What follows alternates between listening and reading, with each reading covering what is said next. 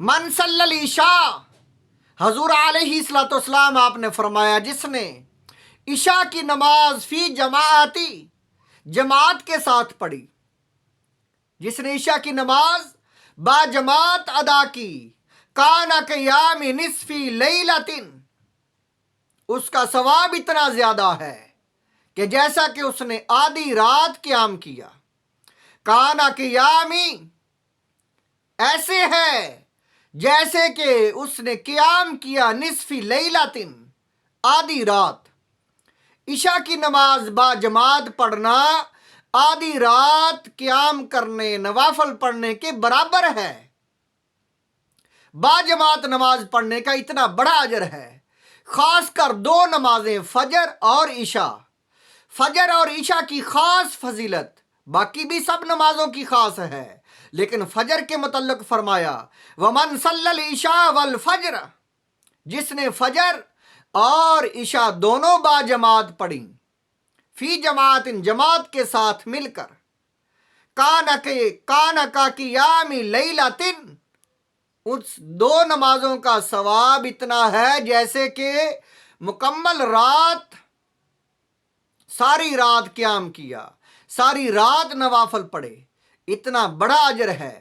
یہ حدیث پاک سنن ابو داؤد کی 555 نمبر حدیث ہے، اور یہ جامعہ ترمذی میں بھی ہے، اور اسی طرح موطا امام مالک میں بھی ہے، مسند احمد میں بھی یہ صحیح روایت کے ساتھ ہے، اور سنن ابو داؤد کی 554 نمبر حدیث پاک میں حضور علیہ الصلوۃ والسلام، حضرت ابی بن کعب آپ فرماتے ہیں ہم حضور علیہ الصلوۃ والسلام کے ساتھ با جماعت نماز پڑھ رہے تھے فجر کی، تو حضور علیہ الصلوۃ والسلام نے فجر کے وقت پوچھا، فقال اشاہد فلان، حضور علیہ الصلوۃ والسلام آپ نے فرمایا اے میرے صحابہ، کیا فلاں انسان موجود ہے؟ قالوا لا، صحابہ نے عرض کی یا رسول اللہ فلاں نہیں ہے موجود نماز میں۔ قال شاہد فلان، تو پھر حضور علیہ الصلوۃ والسلام نے پوچھا، فرمایا کیا فلاں انسان وہ دوسرا وہ موجود ہے؟ تو صحابہ کرام نے عرض کی قالوا لا، حضور علیہ الصلوۃ والسلام سے عرض کی یا رسول اللہ وہ بھی نہیں ہے۔ قال، حضور علیہ الصلوۃ والسلام آپ نے فرمایا ان ہاتین الصلاتین، یہ دو نمازیں فجر اور عشاء، اثقل الصلاۃ علی المنافقین، یہ منافق لوگوں پر بڑی باری ہیں، یعنی منافقین جو ہیں ان دو نمازوں سے بچتے ہیں، پڑھنے کے لیے سستی کاہلی کرتے ہیں، یہ بھاری لگتے ہیں ان کو، منافقوں کو۔ تو جو انسان نماز پڑھتا ہی نہیں، جو پانچوں نمازوں کے وقت ہی غیر حاضر ہوتا ہے، با جماعت نہیں پڑھتا، یا جو ویسے ہی نہیں پڑھتا، ان کا کیا حال ہوگا؟ حضور علیہ الصلوۃ والسلام نے فجر اور عشاء کی نماز جو با جماعت نہیں پڑھتے ان کو منافقین کے درجے میں شامل کیا، فرمایا یہ دو نمازیں منافقوں کے لیے بڑی بھاری ہیں پڑھنی۔ اور حضور علیہ الصلوۃ والسلام آپ نے فرمایا وَلَوْ تَعْلَمُونَ مَا فِيهِمَا،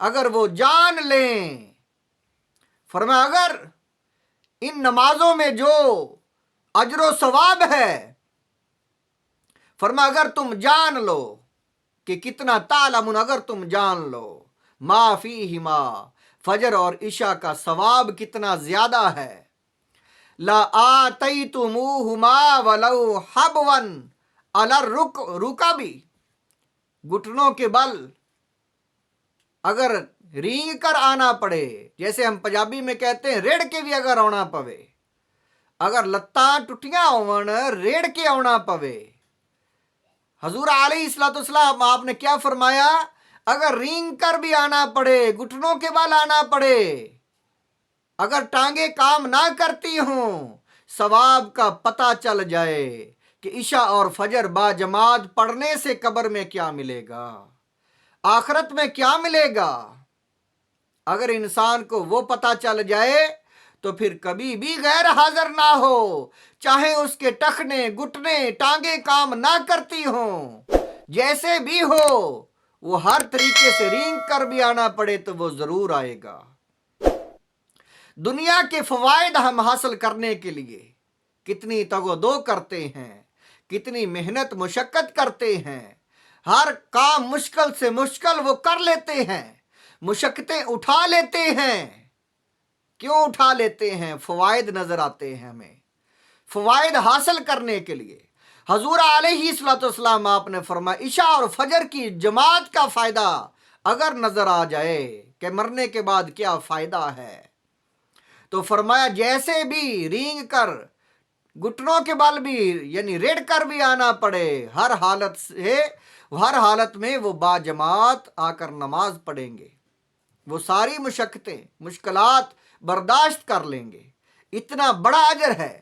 اور پھر حضور علیہ الصلوۃ والسلام آپ نے فرمایا وَإِنَّ الصَّفَّ، جو صف ہے اول صف، اس کی کیا فضیلت ہے؟ عَلَى مِثْلِ صَفِّ الْمَلَائِکَةِ، وہ فرشتوں کی صف کی طرح ہوتی ہے۔ فرمایا فرشتوں کی صف کی مثل ہے، اول صف، پہلی صف۔ وَلَوْ عَلِمْتُمْ مَا فَضِيلَتُهُ، اگر تم جان لو کہ صف کی، پہلی صف کی فضیلت کتنی زیادہ ہے۔ فرمایا اگر تم جان لو کہ پہلی صف کی کتنی فضیلت ہے، فرمایا لب تدرتموہ، تو فرمایا ایک دوسرے پر سبقت حاصل کرو۔ جیسے چیز بانٹ رہی ہو، چیز بٹ رہی ہو، کوئی تقسیم کر رہا ہو تو دوڑ کر لیتے ہیں کہ میں پہلے لے لوں، یا دنیاوی کاموں میں لوگ ایک دوسرے سے سبقت حاصل کرتے ہیں۔ تو فرمایا اگر پہلی صف کی فضیلت کا پتہ چل جائے تو انسان دوڑ کر کہے گا کہ میں پہلی صف میں کھڑا ہو جاؤں، کہیں مجھے دوسری نہ مل جائے، میں لیٹ نہ ہو جاؤں، میرا وضو لیٹ نہ ہو جائے، میں سب سے پہلے جا کر کھڑا ہو جاؤں۔ جب کوئی چیز لینی ہوتی ہے تو قطار میں لگتے ہیں، اگر لمبی قطار ہو تو کوشش کیا کرتے ہیں میں کل کو صبح جو ہے جلدی آ جاؤں گا اور سب سے آگے آ کر کھڑا ہوں گا۔ کیوں؟ کہ وہ کہتے ہیں کہ اب میں سارا دن کھڑا رہا، پیچھے رہا، مجھے چیز نہیں ملی، وہ فوائد نہیں ملے۔ فرمایا اگر پہلی صف کی فضیلت کا پتہ چل جائے تو پھر ہر انسان اپنی جگہ جو ہے اسے سب سے پہلے آ کر قابو کرے گا کہ میں پہلے اپنی جگہ کو جو ہے اس کو پہلے تلاش کر لوں، پہلی صف میں کھڑا ہو جاؤں۔ اتنا بڑا اجر ہے پہلی صف کا۔ فرمایا تم ضرور سبقت حاصل کرو، ایک دوسرے سے جگہ چھینو کھڑا ہونے کے لیے، اتنا بڑا اجر ہے، فرشتوں کی صف کی طرح ہے۔ وَإِنَّ الصَّلَاةَ الرَّجُلِ، اور ایک آدمی کی نماز، مر رجل، دوسرے آدمی کے ساتھ مل کر پڑھنا، دو آدمی جماعت کرا سکتے ہیں، تو دو آدمی جب جماعت کرائیں گے تو دو آدمیوں کو کتنا ازکا من الصلاۃ وحدہ، اکیلے نماز پڑھنے سے بہت ہی زیادہ پاکیزہ، ازکا، زیادہ ستھری نماز، پسندیدہ اللہ تعالیٰ کی نماز بنے گی وہ، اگر دو آدمی مل کر پڑھیں تو۔ وَصَلَاتُهُ مَعَ الرَّجُلَيْنِ، اگر دو آدمی پیچھے ہیں ایک آگے کھڑا ہو جائے، تین کھڑے ہو جائیں تو تین آدمی کی نماز ازکا من صلاتہ، تین آدمی کی نماز مر راجولی، ان دو مردوں سے جو ہے وہ زیادہ اچھی ہے۔ وَمَا كَسُورَ فَهُوَ أَحَبُّ إِلَى اللَّهِ تعالی، اسی طرح جیسے جماعت بڑھتی جائے گی اللہ کی پسندیدہ جماعت ہو جائے گی۔ اگر جماعت میں زیادہ لوگ شامل ہو جائیں گے اتنا ہی رب کو زیادہ پسند آئے گا، وہ عمل ہمارا، وہ ہماری نماز، وہ جماعت اللہ کی زیادہ محبوب بن جائے گی۔ تو اس لیے کوشش یہ ہونی چاہیے کہ کثرت کے ساتھ جماعت کے ساتھ مل کر، کثرت کے ساتھ عوام شامل ہو، زیادہ سے زیادہ جماعت کے ساتھ جو ہے نماز پڑھی جائے، تاکہ جماعت اللہ کی پیاری، اللہ کی محبوب، وہ نمازیوں کی جماعت اللہ کی پسندیدہ جماعت بن جائے۔ اللہ کو جو بڑی جماعت ہوتی نمازیوں کی وہ زیادہ پسند ہوتی ہے۔ اللہ عمل کی توفیق عطا فرمائے۔